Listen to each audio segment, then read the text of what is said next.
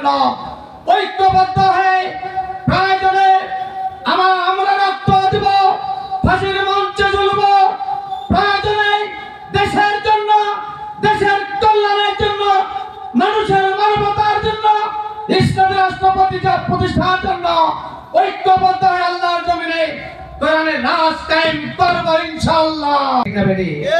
41 সাল পর্যন্ত ক্ষমতায় থাকতে চেয়েছিল, কিন্তু মহান আল্লাহ রাব্বুল আলামিন ওদেরকে টেনে হিজরতের করে মসলক থেকে ভারতে পাঠিয়ে দিয়েছে। কথা বলেন ঠিক আছে? ঠিক আছে। যতগুলি মুজিজা ছিল প্রায় 3000 মুজিজা।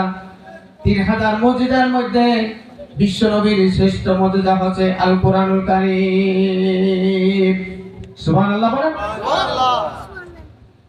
বন্ধুগণ আমার, ওয়ালা হুমায়ুন লা ইউবসিরুনা বিহা, 3 নম্বরে কথা আল্লাহ পাক জানিয়ে দিয়েছেন, ওরাই জান আমি যাদেরকে চোখ দিয়েছি কোরআন খুলে দেখার জন্য।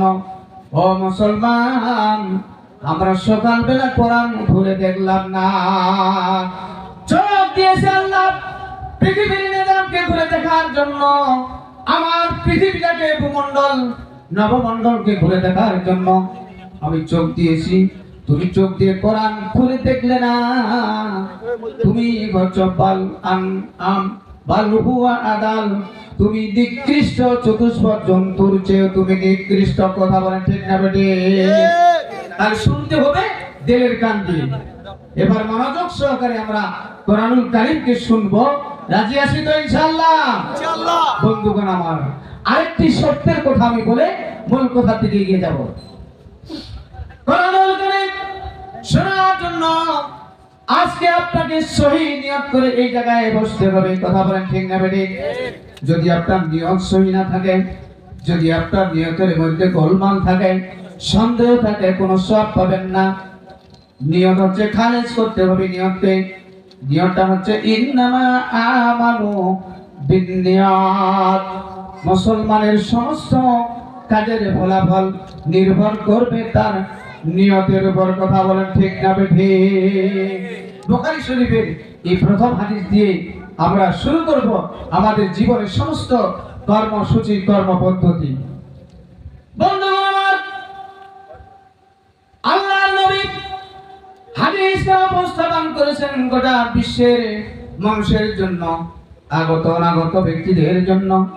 ইন্নামা আমানু বিন্নিয়াত, সমস্ত কাজের ফলাফল নিয়তের উপর নির্ভর করবে।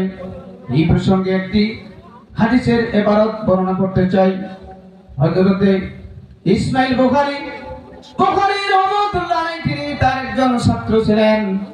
এই ছাত্র যখন তিনি তার মাদ্রাসায় এই হাদিসটি পড়তেছিলেন, পড়তে পড়তে যখন তিনি দেখলেন, আহা, এটা তো আল্লাহ রাসূলের একটি হাদিস, বুখারী শরীফের প্রথম হাদিস, আমার সমস্ত কাজের ফলাফল নির্ভর করবে নিয়তের উপরে।